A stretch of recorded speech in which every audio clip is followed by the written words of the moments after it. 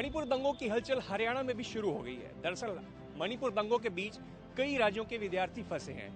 ऐसे में हरियाणा के भी कई विद्यार्थी इन दंगों में फंसे हैं, जिसको लेकर राज्यसभा सांसद दीपेंद्र हुड्डा ने चिंता जाहिर की है। वहीं प्रदेश के मुख्यमंत्री मनोहर लाल ने भरोसा दिलाया कि हरियाणा के विद्यार्थी सकुशल प्रदेश वापस लौटेंगे। मणिपुर में फंसे हरियाणा के छात्र को लेकर प्रदेश के मुख्यमंत्री मनोहर लाल ने ट्वीट किया।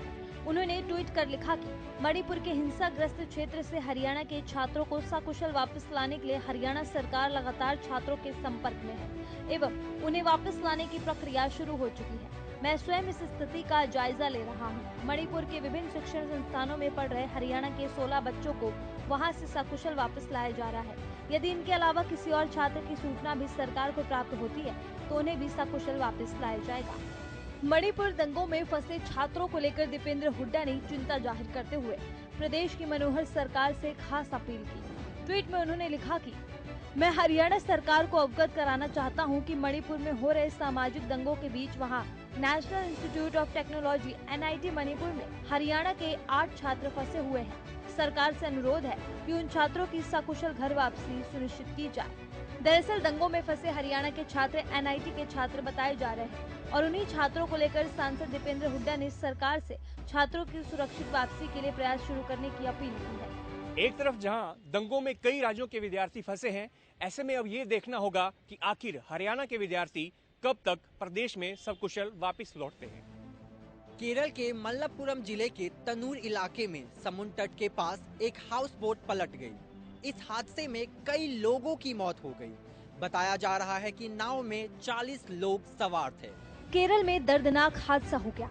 यहाँ मलप्पुरम के तनूर इलाके में थुवलथिरम समुद्र तट के पास एक हाउस बोट पलट गई। इस हादसे में कई लोगों की मौत हो गई। बताया जा रहा है कि नाव में 40 लोग सवार थे। हालांकि राज्य के राजस्व मंत्री के राजन ने नाव में सवारों के सही आंकड़े होने से साफ इनकार कर दिया है। इसके बाद केरल के मुख्यमंत्री पिनराई विजयन भी इस घटना के पीड़ितों से मिलने पहुंचे। यहां उन्होंने अस्पताल में मृतकों के परिजनों और घायलों से मुलाकात की। वहीं दूसरी तरफ NDRF और नौसेना का साझा रेस्क्यू ऑपरेशन जारी है। वहीं केरल हादसे को लेकर हरियाणा के मुख्यमंत्री मनोहर लाल ने भी दुख जताया है। CM ने एक ट्वीट कर लिखा, केरल के मलप्पुरम में दुर्भाग्यपूर्ण नाव दुर्घटना में हुई जन हानि का समाचार बेहद पीड़ादायक है। इस कठिन समय में शोकाकुल परिवारों के साथ मेरी गहरी संवेदनाएं हैं। ईश्वर से प्रार्थना करता हूं कि मृतकों की आत्मा को शांति दे एवं घायलों को शीघ्र स्वास्थ्य लाभ प्रदान करे। घटना के बाद केरल के मुख्यमंत्री ने मृतकों के परिजनों और घायलों से मुलाकात की और लोगों की मौत पर शोक व्यक्त किया। इसके साथ ही मलप्पुरम जिले के कलेक्टर को आपातकालीन बचाव अभियान चलाने के निर्देश दिए। कर्नाटक विधानसभा के लिए चुनाव प्रचार का शोर आज थम गया है। चुनाव प्रचार के अंतिम दिन कोई सत्ता बचाने के लिए जुगत बिठाता दिखाई दिया तो कोई सत्ता में वापसी के लिए JDS अपना वजूद बचाने की लड़ाई लड़ती नजर आई। कर्नाटक में 10 मई को मतदान होगा।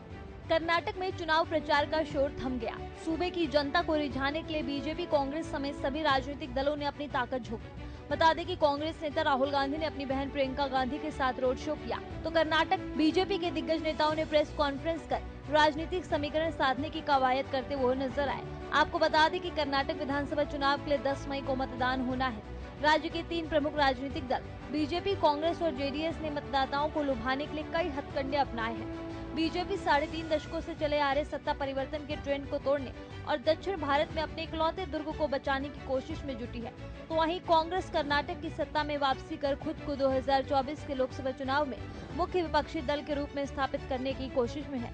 ऐसे में JDS एक बार फिर से किंग मेकर बनने का सपना संजोए हुए है। देखना यह है कि कर्नाटक विधानसभा चुनाव में किस राजनीतिक दल के हाथों में सत्ता की बागडोर आती है, किसके सिर जीत का सेहरा बंधता है। क्या भारतीय जनता पार्टी सत्ता में वापसी करेगी, कांग्रेस के सपने साकार होंगे या फिर कर्नाटक में कोई और ही होगा किंग मेकर। यह सब अभी भविष्य के गर्भ में है। 13 मई को आने वाले चुनाव परिणाम ही कर्नाटक का भविष्य तय करेंगे। मुख्यमंत्री मनोहर लाल जनसंवाद कार्यक्रम के तहत हरियाणा के हर जिले में जा रहे हैं। सिरसा में भी मुख्यमंत्री का कार्यक्रम बना है। हालांकि अभी तिथियों का ऐलान नहीं हुआ है। ऐसा कहा जा रहा है कि 13, 14 और 15 मई को 3 दिवसीय प्रवास पर मुख्यमंत्री सिरसा में रहेंगे। इस दौरान रानिया, डबवाली और कानावाली विधानसभा क्षेत्र के करीब 10 गांवों में वे लोगों से रूबरू होंगे और उनकी समस्याओं को समाधान तक पहुंचाएंगे। हरियाणा के मुख्यमंत्री मनोहर लाल प्रदेश के विभिन्न जिलों में जनसंवाद कार्यक्रम कर रहे हैं। इसी कड़ी में अगले हफ्ते मुख्यमंत्री मनोहर लाल सिरसा पहुंचेंगे और सिरसा के लोगों से संवाद करेंगे। मुख्यमंत्री के जनसंवाद कार्यक्रम को लेकर प्रशासन ने भी अपनी तैयारियां शुरू कर दी हैं, जिसके चलते सिरसा के उपायुक्त पार्थ गुप्ता और पुलिस अधीक्षक उदय सिंह ने कार्यक्रम स्थलों का दौरा करके उनका जायजा लिया और अधिकारियों को उचित दिशा निर्देश दिए। सिरसा उपायुक्त पार्थ गुप्ता ने बताया कि अगले हफ्ते मुख्यमंत्री का जनसंवाद कार्यक्रम सिरसा में होना है। उसको लेकर सभी विभागों के अधिकारियों के साथ तैयारियां की जा रही हैं। पार्थ गुप्ता ने बताया कि कार्यक्रम को लेकर उन जगहों पर दौरे किए जा रहे हैं और संबंधित अधिकारियों को दिशा निर्देश भी दिए जा रहे हैं। माननीय सीएम महोदय का जो 3 दिवसीय का जनसंवाद प्रोग्राम है वो नेक्स्ट वीक जो है सिरसा में होना है और उसके लिए जो है सभी विभागों के साथ तैयारियां चल रही है। पीछे भी जो है शनिवार को भी सभी डिपार्टमेंट्स के साथ हम लोगों ने राउंड भी लिया था और जो उसके लिए विभिन्न दिशा निर्देश हैं संबंधित विभागों के वो उन विभागों को दे दिए गए हैं और कुछ जो मुद्दे वहाँ पे लोगों ने भी बताए थे।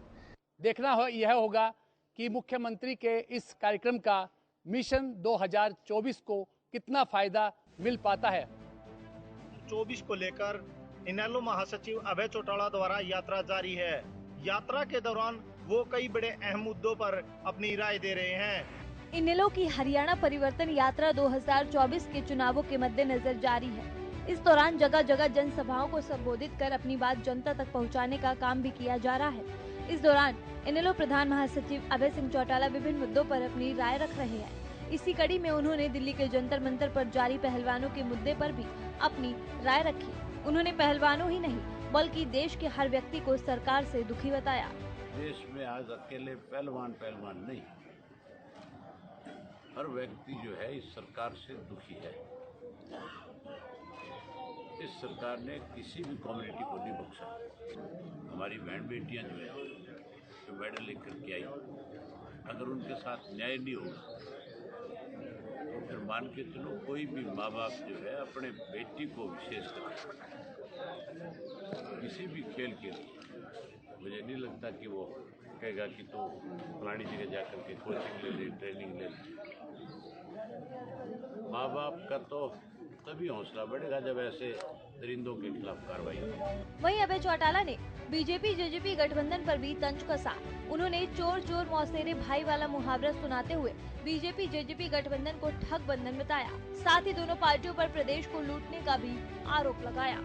चोर चोर मौसेरे भाई हैं, गठबंधन थोड़ा ये ठग बंधन है। बेवकूफों, देश को लूट रहे तुम इसमें गठबंधन बताओ, प्रदेश लूट के खा गए। चुनाव से पहले राजनीतिक पार्टियों की टिक्का टिप्पणी जारी है। अब देखना ये होगा आगामी चुनाव में इसका क्या असर देखने को मिलेगा। कलानौर से अशोक तोमर की रिपोर्ट। लेकर पहलवान जो है जंतर मंतर पर बैठे हैं और अपनी मांगे के लिए लगातार संघर्ष कर रहे हैं। कहीं जिस तरीके से पहलवानों की एक इच्छा होती है देश के लिए नाम रोशन करना, तो कहीं ना कहीं वो बच्चे पूरा संघर्ष कर रहे हैं। हरियाणा के अंदर रेसलिंग ऐसा खेल है जहां पर अधिकतर परिजन अपने बच्चों को रेसलर बनाना चाहते हैं। हरियाणा के तमाम जिलों में छोटी छोटी खेल अकेडमी बनी हुई है जहां पर बच्चे रेसलिंग को लेकर प्रशिक्षण भी ले रहे हैं। पानीपत के समालखा उपमंडल के गांव पट्टी कल्याणा में भी बच्चियां रेसलिंग सीखने के लिए दूर दूर गांव से आकर प्रशिक्षण ले रही हैं। लेकिन पिछले कई दिनों से जारी पहलवानों के धरने को लेकर इन बच्चों के परिजन परेशान हो गए हैं और उन्हें अपने बच्चों की सुरक्षा की चिंता है। और अभी सोचने का विषय हो गया कि बच्चे किस दिशा में जाएं। एजुकेशन से अलग हटके तो स्पोर्ट्स ही है, और अब बच्चे उसमें इस तरफ जाएंगे तो माँ बाप का तो दिल धड़केगा ही, उनकी सोच बढ़ेगी, उनके मन में अलग अलग एक्टिविटी होंगे, अलग अलग व्यवहार आएगा, अलग अलग विचार आएंगे। बच्चे को हम स्पोर्ट्स में डालें या नहीं डालें। बच्चों के परिजनों के साथ साथ बच्चों को ट्रेनिंग देने वाले कोच भी चिंतित हैं। और अभिभावक सभी की चिंता, जब ये ओलंपियन पहलवान हैं इनके साथ यह हो रहा है, तो जो बच्चे कैडेट के हैं, सब जूनियर के हैं, अंडर 15 के हैं, उनके साथ तो कुछ भी। सरकार से यही बस हम कहना चाहते हैं कि भाई अपना जल्द से जल्द इसको आंदोलन को ख़त्म करवाया जाए अच्छे तरीके से, जिससे पहलवानियाँ अपनी ट्रैक पर वापस लौट आए। अगर रेसलिंग की बात की जाए तो लगातार जो है बच्चे और बच्चियों को जो है प्रशिक्षण के साथ साथ उनके पेरेंट्स भी रहते हैं, और ये सबसे बड़ी बात ये है कि यहाँ पर वो छोटे छोटे बच्चे जो हैं आप देख सकते हैं कि किस तरीके से वो रेसलिंग के दांव पेच सीख रहे हैं, और दूसरी तरफ जो जंतर मंतर पर लगातार जो है धरना दे रहे हैं वो पहलवान, चाहे साक्षी मलिक हो, उसमें चाहे विनेश फोगाट हो या बजरंग पुनिया हो, लगातार उनकी मांगों को लेकर जो है केंद्र समिति जो है वो संज्ञान ले। वहीं इन पहलवानों के कोच और इन तमाम पेरेंट्स का भी यही कहना है कि इस मसले का जल्दी समाधान निकलना चाहिए। दिल्ली के जंतर मंतर पर कई दिनों से पहलवानों का धरना प्रदर्शन जारी है। वहीं इसका कई लोग समर्थन कर रहे हैं तो वहीं इसको गलत भी ठहराया जा रहा है। एक तरफ देश के नामचीन पहलवान भारतीय कुश्ती संघ के राष्ट्रीय अध्यक्ष ब्रजभूषण शरण की गिरफ्तारी की मांग को लेकर जंतर मंतर पर धरने पर बैठे हैं, तो वहीं हरियाणा कुश्ती संघ में भी घमासान मचा हुआ है। हरियाणा कुश्ती संघ के प्रधान और महासचिव आमने सामने आ गए हैं। हरियाणा कुश्ती संघ के प्रधान द्वारा झज्जर, हिसार और मेवात के सचिवों को सस्पेंड करने को एसोसिएशन के महासचिव राकेश ने गलत ठहरा दिया है। महासचिव राकेश सिंह ने हरियाणा कुश्ती संघ के प्रधान रोहताश नांदल पर तानाशाही और मनमर्जी करने के आरोप लगाए हैं। ये जो रोहताश जी अपनी मनमानी और जो एक दूसरे को नीचा दिखाने का काम कर रहे हैं, जैसे जय भगवान जी हैं, इंटरनेशनल पहलवान हैं, कोई छोटी बात नहीं है, और वो सीआईएसएफ से डीएसपी रिटायर हुए हैं, उनको निकालने का काम किया। पहले उनसे बात करते कि आप क्यों गए थे, लेकिन अचानक से एक बार लेटर निकाल देना ये मैं उचित नहीं समझता हूँ। हरियाणा कुश्ती संघ के महासचिव राकेश ने जंतर मंतर पर चल रहे पहलवानों के धरने को भी गलत ठहराया। उनका कहना है कि पहलवानों को न्यायालय पर भरोसा करना चाहिए। एफआईआर दर्ज हो चुकी है, जांच जारी है। शासन पे विश्वास करके, कोर्ट पे विश्वास करके, माननीय सुप्रीम कोर्ट से बड़ा हमारा कोई भी नहीं है। जब उन्होंने संज्ञान ले लिया है तो धरने को खत्म करें, लेकिन धरना खत्म कैसे होगा? ये तो राजनीतिक षड्यंत्र है। पहलवानों के कंधे पर धर के बंदूक चलाई जा रही है। 24 का इलेक्शन को नजर आ रहा है और कुछ भी नहीं है इस धरने में। केवल 24 का इलेक्शन जीतना है किसी वजह से और बदनाम करना है बीजेपी सरकार को, और कुछ भी नहीं है। धरना प्रदर्शन पर वार पलटवार चल रहा है। अब देखना होगा कि ये धरना प्रदर्शन कब खत्म होगा। हरियाणा न्यूज के कॉन्क्लेव में मुख्यमंत्री मनोहर लाल ने बयान दिया था और उसको लेकर लगातार चर्चाएं जारी हैं। हमारे साथ कैबिनेट मंत्री हैं मूलचंद शर्मा, इनसे हम जान लेते हैं। मंत्री जी, जो बयान दिया गया मुख्यमंत्री जी की तरफ से कि सरकार बीजेपी की है और बीजेपी ने जो वादे किए हैं जनता से उसको निभाएंगे, आप क्या मानते हैं जबकि गठबंधन है आपका बीजेपी के साथ? नहीं, मेरा मानना है प्रदेश के मुख्यमंत्री आदरणीय मनोहर लाल जी और बीजेपी के ने जो वादे किए थे चुनाव में, उन सबको हम पूरा कर रहे हैं। और जो वादे किए थे, आज कोई वादा ऐसा नहीं मिलेगा आने वाले 2024 तक कोई लोग ये कहते हैं वादे हैं और वादे पूरे नहीं कर पाए। मुख्यमंत्री ने जो बयान दिया आप उसको सही मानते हैं? हाँ, मैं मुख्यमंत्री के बयान से सहमत हूँ। मैं मुख्यमंत्री बीजेपी है, सहयोगी पार्टी है, हमारे सहयोग कर रहे हैं, राज्य में साझी हैं, हमारी मदद कर रहे हैं, और प्रदेश के मुख्यमंत्री बीजेपी के मनोहर लाल जी हैं। और जो उन्होंने कहा बिल्कुल ठीक कहा है, मैं जो किया उसको पूरा कर रहे हैं। पूरा करेंगे। एक दूसरा जो पहलवान धरने पर बैठे हैं उसको लेकर क्या अभी तक गिरफ्तारी नहीं हो पाई है? आपकी तरफ से क्या प्रतिक्रिया है? मैंने तो पहले भी कहा था भाई, जो खिलाड़ी जो धरने बैठे हैं, जो बेटियां बैठी हैं, ये हरियाणा प्रदेश की देश की शान है। सारी दुनिया में इन्होंने जीत का जो डंका बजाया, गोल्ड मेडल लेके आए, ये बड़ी बात है। और बेटियां को भरोसा रखनी है। जिस देश के प्रधानमंत्री नरेंद्र मोदी जी हैं, उन्हें भरोसा रखना चाहिए, उनको न्याय मिलेगा, उनके साथ कोई अन्याय नहीं होगा। और मेरी लोगों से एक विनती है, इस पर राजनीति ना करें। ये देश के खिलाड़ी हैं, देश के सम्मान है। मुकदमा दर्ज हुआ है, धीरे धीरे इंक्वायरी होगी और दूध का दूध, पानी का पानी होगा। और लोग क्या है कि मेरे कुछ साथी हैं, कुछ खिलाड़ियों के कंधे पर तिरना चाहते हैं, अखबार में रहना चाहते हैं, मीडिया में रहना चाहते हैं। इसकी राजनीति ना करें। बेटी हमारी हैं, हमारे प्रदेश की बेटी हैं, देश की बेटियां हैं, उनको न्याय अवश्य मिलेगा। मुख्यमंत्री की अध्यक्षता में आज कैबिनेट की बैठक भी है, क्या कुछ चर्चा रहने लगातार विकास कार्यों को लेकर इस पर? नहीं, प्रदेश के मुख्यमंत्री जी कल भी कैबिनेट है, आज भी कैबिनेट है, मैं कल शामिल होऊंगा। और कल क्या है कैबिनेट, आज तो सब कैबिनेट मुख्यमंत्री जी बुलाई है 1 घंटे की, तो मुख्यमंत्री जितने काम हुए हैं, जिससे प्रदेश में विकास हुए हैं, जो काम हुए हैं, उन सब पर चर्चा होंगी, विस्तृत चर्चा। हाँ, चर्चा होती है। कोई निर्णय है प्रदेश के हित में, आम व्यक्ति, गरीब के हित में, किसान, व्यापारी के हित में, या आम जुड़ा हुआ कोई मुद्दा हो, उसकी कैबिनेट में निर्णय होता है, कैबिनेट में सुझाव आते हैं, उन पर काम। तो कहीं ना कहीं जो पहलवानों का धरना है उसको लेकर कैबिनेट मंत्री मूलचंद शर्मा का साफ तौर पर कहना है कि इसको राजनीतिक रंग ना दें और दूध का दूध, पानी का पानी होकर रहेगा। फरीदाबाद से हरियाणा न्यूज के लिए राजेंद्र दैया। एक बार फिर कानून के रखवाले को अपनी पावर का गलत इस्तेमाल करते हुए देखा गया है। दरअसल फतेहाबाद में ट्रैफिक नियम का पालन न करने वालों के चालान काटे जा रहे हैं। इस दौरान एक पुलिसकर्मी ने बुलेट सवार को थप्पड़ जड़ दिया। इतना ही नहीं बल्कि बिजली निगम के जय के साथ भी बदसलूकी की गई है। फतेहाबाद में ट्रैफिक नियम सुचारू रूप से चले, इसके लिए ट्रैफिक पुलिस के कर्मचारी शहर के बिघर रोड पर नियमों का पालन न करने वाले लोगों के चालान काट रहे थे। इसी दौरान पुलिसकर्मी ने अस्पताल की तरफ जा रहे एक बुलेट को रुकने का इशारा दिया। बुलेट मोटरसाइकिल चालक घबरा गया और उसका मोटरसाइकिल कार से जा टकराया। इसी बात से भड़के ट्रैफिक पुलिस के कर्मचारी ने बुलेट मोटरसाइकिल सवार को थप्पड़ मार दिया। 19 तारीख को मेरे ब्रदर की डेथ हुई है। कहाँ से आ रहे थे? कालीदास कॉलोनी सिटी थाना के पास। और कहाँ जा रहे थे? अब हम जा रहे थे दरियापुर जा रहे थे। पहले हॉस्पिटल जाना था, मेरे ब्लड की कमी आ रही है तो जांच करवानी थी, कितना आया कितना नहीं, रिपोर्ट लेनी थी। और रास्ते में अभी इधर आके परशुराम चौक पे उधर से सामने से मृत्यु आ रही थी। पुलिस वालों ने रोकने के लिए कहा पर आगे से मृत्यु थी तो हम रोक नहीं पाए, पर वो पीछे से भाग के आए। उन्होंने मेरे ब्रदर के थप्पड़ मारे यहाँ पे और इसी वजह से हमारी जो बुलेट बाइक थी वो उतनी में टूट गई थी। यही कहानी बिजली निगम के जेई सुनील कुमार के साथ भी थी। सुनील कुमार का कहना है कि सभी कागजात और हेलमेट होने के बावजूद भी ट्रैफिक पुलिस के कर्मचारियों ने उसका 10,000 का चालान काट दिया और उसके साथ बदसलूकी की है। लोगों ने जब ट्रैफिक पुलिस के इस रवैये का विरोध किया तो ट्रैफिक पुलिस के कर्मचारी मौके पर जिप्सी लेकर रफूचक्कर हो गए। टिकट चौक से थोड़ा सा रोंग साइड आया, इन्होंने बाइक रोक लिया, बोले चलान का टाइम है, कोई नहीं, रोंग साइड आया, रोंग साइड का काट दो चलान। मैंने ड्यूटी जाना है, पर्स मेरा घर रह गया, 2 मिनट में भाई आ रहा है पैसे लेके, 5 मिनट भी वेट नहीं करा, बाइक इम्पोर्ट करी और ले गए। और 10,500 का चलान काटा। मैंने लाइसेंस भी दिखाया, हेलमेट डाल रखा है इसने, उसके बावजूद हेलमेट भी मेरे हाथ में अभी तक, डॉक्यूमेंट्स पूरे थे आपके? सारे डॉक्यूमेंट, सरकारी नंबर प्लेट है बाइक की, 10,500 का चलान कटा मेरा। जब रक्षक ही भक्षक बन जाए तो आम जनता क्या करे? फिलहाल ट्रैफिक पुलिस के इस कार्य प्रणाली के चलते आम लोगों में भारी रोष है। अब देखना ये होगा कि आगे इस पर क्या एक्शन लिया जाता है।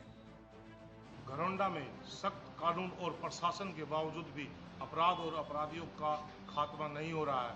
ऐसे ही एक मामला घरौंडा का सामने आया है, जहां 1 घंटे के अंदर अपराधियों ने पहले 2 किडनैपिंग की और उसके बाद हत्या की वारदात का अंजाम दिया। घरौंडा के वार्ड संख्या 3 निवासी रंजन को अज्ञात युवकों ने किडनैपिंग के बाद उसकी हत्या कर दी। बीकॉम का छात्र रंजन अपने दोस्तों के साथ मैच देखकर घर लौट रहा था। तभी एक युवक रंजन को अपने साथ पार्क की तरफ लेकर गया। वहां रेलवे स्टेशन के पास खड़ी गाड़ी में पहले से मौजूद 4 से 5 युवकों ने रंजन को जबरदस्ती गाड़ी में घसीट लिया और उसका अपहरण करके ले गए। परिजनों ने छात्र के किडनैपिंग की सूचना पुलिस को दी, लेकिन इस दौरान जानकारी मिली कि रंजन का शव मलिकपुर रोड पर पड़ा हुआ है।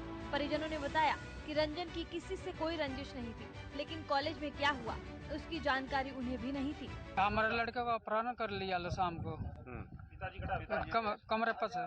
कहाँ के रहने वाले हो? बिहार के। कहाँ पढ़ता है आपका लड़का?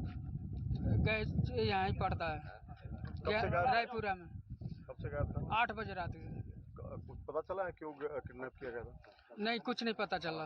फिर आपको क्या जानकारी है कि अपहरण हुआ है? अपहरण हुआ, जो उसका नाम, जो लड़के उसका दोस्त है वो लोग बताए, जो गसीना के उठा ले गए। अपहरण और हत्या की सूचना मिलने के बाद घरौंडा थाना प्रभारी सज्जन कुमार घटना स्थल पर पहुंचे और शव को कब्जे में लेकर पोस्टमार्टम के लिए भेज दिया। 9:15 बजे सूचना मिली कंट्रोल रूम से कि एक लड़के का रेलवे रोड पर अपहरण कर लिया। इस सूचना पर हमने उसकी तलाश की तो पता लग गया कि भी यहाँ इसकी डेड बॉडी यहाँ मिली, घरौंडा से और मलिकपुर रोड पर। कौन है मरने वाला? मरने वाला यही अपना घरौंडे का ही लड़का है, तो ये अपने यूपी साइड से, और घरौंडा BSc सेकेंड ईयर में पढ़ता। तो अभी प्राथमिक दृष्टि से क्या हुआ, किस तरह से हत्या हुई है? हत्या तो ये चोट मार के की है, अभी कोई अभी पोस्टमार्टम कराएंगे, पोस्टमार्टम कराकर अब देखना ये होगा कि कानून के लंबे हाथ अपराधियों की गर्दन तक पहुंचते हैं या फिर अपराधी सलाखों के पीछे पहुंचते हैं। एंटी नारकोटिक सेल की टीम लगातार नशा तस्करों पर एक्शन ले रही है। इसके बावजूद नशा तस्करों के हौसले बुलंद हैं। यमुनानगर की एंटी नारकोटिक सेल टीम ने 2 नशा तस्करों और एक सप्लायर को गिरफ्तार किया है, जिसके पास से 90,000 रुपए की हेरोइन बरामद हुई है। एंटी नारकोटिक सेल की टीम का नशा तस्करों पर लगातार प्रहार जारी है, जहां उनकी टीम ने एक दिन पहले 15 लाख की भारी भरकम 350 ग्राम हेरोइन पकड़ी थी, तो वहीं टीम ने यमुनानगर में कार्रवाई करते हुए अब 2 नशा तस्करों सप्लायर को भी गिरफ्तार कर लिया। सेल के इंचार्ज प्रमोद वालिया ने बताया कि उन्हें सूचना मिली कि एक युवक बुया रोड पर नशा बेचने की फिराक में घूम रहा है, जिसके बाद टीम ने मौके पर जाकर घूम रहे युवक को गिरफ्तार किया और जब पकड़े गए युवक की तलाशी ली गई तो उसके पास से 22 ग्राम हेरोइन बरामद हुई, जिसकी कीमत करीब 90,000 रुपए बताई जा रही है। आरोपी से जब पूछताछ की गई तो उसने बताया कि वो जगाधरी निवासी रोबिन के नशीले पदार्थ बेचने का काम करता है। आरोपी ने पूछताछ में बताया कि आरोपी भूरा काफी समय से आरोपी रोबिन के नशीले पदार्थ बेचने का काम करता था। इसके एवज में रोबिन आरोपी को 200 रुपए प्रति ग्राम कमीशन देता था। टीम ने कार्रवाई करते हुए बुढ़िया चौक से रोबिन को भी गिरफ्तार कर लिया। आरोपी को कोर्ट में पेश कर 1 दिन के रिमांड पर लिया गया। फिलहाल मामले की जाँच जारी है। हमारे को एक सूचना मिली थी, जिसके आधार पर हमने टीम को गठित किया और उसके मुखबिरी के आधार पर एक युवक को बुढ़िया चौक के पास से इसको काबू किया। काबू करने पर उसकी जो मौके पर मजिस्ट्रेट को बुलाकर उसकी तलाशी ली गई, जो दौरान तलाशी उससे 22 ग्राम हेरोइन बरामद हुई है और उससे पूछताछ की गई। दौरान पूछताछ उसने बताया कि मैं यह सामान एक रोबिन नाम के व्यक्ति से लेके आता हूं, जो भारत सेवक नगर का रहने वाला है। जो मुदसिर की निशानदेही पे रोबिन को गिरफ्तार किया गया और उससे पूछताछ चल रही है और वो किस किस के साथ उसके लिंक जुड़े हैं और कहां से सामान लेके आता है। प्रदेश में आए दिन नशा तस्करी के मामले सामने आते रहते हैं। पुलिस इसके खिलाफ सख्त है और कार्रवाई भी कर रही है, लेकिन देखना यह होगा आखिर कब तक प्रदेश में नशे पर पूरी तरह से लगाम लग पाएगी। फरीदाबाद में मौसम लगातार अपना मिजाज बदलता नजर आ रहा है। ये बरसात, आने वाली बरसात किसान के लिए कैसी रहेगी, इसी चीज़ को जानने के लिए पहुंच चुके हैं तिगांव विधानसभा के खेतों में, जो किसान अभी अपनी बुवाई में लगे हुए हैं। ये बात करते हैं। क्या नाम है जी आपका? महेंद्र सिंह। महेंद्र जी, अभी फरीदाबाद में लगातार मौसम करवट बदल रहा है, आने वाले कुछ दिनों में बरसात भी बताई है, तो क्या मानते हैं कैसी रहेगी ये बारिश फसल के लिए? फसल के लिए फिलहाल की डेट में नुकसानदायक हो रही है जी, कि गेहूं के फसल में भी मतलब जो हमें कोई प्रॉफिट नहीं हुआ, 30% क्या 35% तक भी नुकसान था जी। और ये दिखा रखे हैं 25% जी। तो अब ये फसल हम ज्वार बो रहे हैं या हमारी मूंग बोई है, ढैचा बोआ है, इनमें भी फिलहाल की डेट में नुकसान है। बात करी जाए कुछ फसलों में इसका फायदा भी बताया जा रहा है। फायदा है, इनमें फिलहाल नुकसान है इसलिए कि ये बारिश पड़ने से जो मूंग होगी, मूंग में पानी कम लगता है जी। और बारिश पड़ती रहेगी तो मूंग ताल पे नहीं आएगी, खराब हो जाएगी। हाँ, ये सूखा चाहती है। अब जैसे कि आप ज्वार बो रहे हैं, आज आप बो रहे हैं और माना जाए जैसे कि थोड़ी देर बाद, क्योंकि बादल भी लगातार हो रहे, बारिश हो जाती है तो क्या होगा? ये हम अपना रिस्क ले रहे हैं जी, नहीं तो नुकसान ही नुकसान है। नुकसान ही नुकसान। जैसा कि आपने सुना कि अगर बारिश पड़ती है तो किसानों को खासा नुकसान का सामना करना पड़ेगा। तिगांव से हरियाणा न्यूज के लिए रजत सिसोदिया।